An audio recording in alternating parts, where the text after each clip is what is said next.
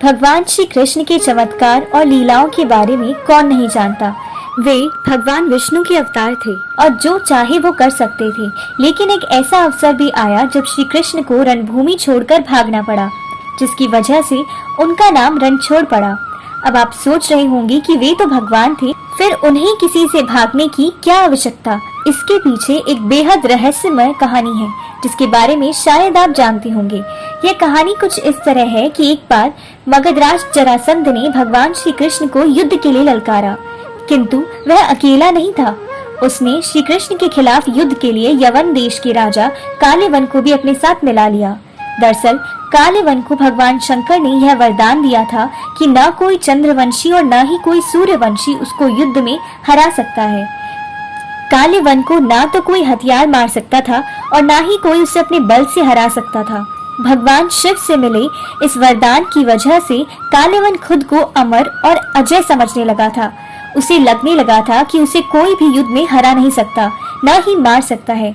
जरासंध के कहने पर कालेवन ने अपनी सेना के साथ मथुरा पर आक्रमण कर दिया। अब चूंकि श्री कृष्ण जानते थे कि कालेवन को वे बल से हरा नहीं सकते, न ही सुदर्शन चक्र से उसका वध कर सकते हैं, इसलिए वो रणभूमि छोड़कर भाग गए और एक अंधेरी गुफा में पहुंच गए।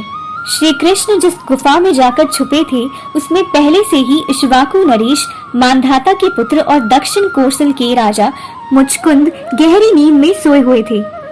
उन्होंने असुरों से युद्ध कर देवताओं को जीत दिलाई थी।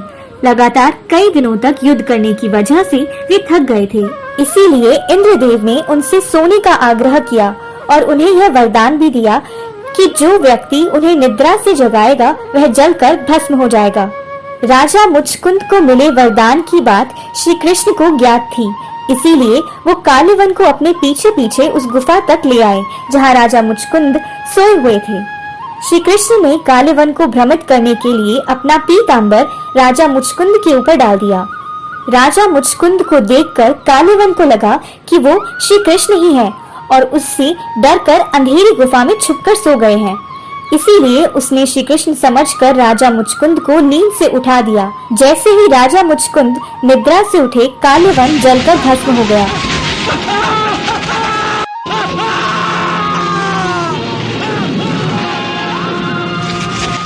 ये सब भगवान श्री कृष्ण की ही लीला थी।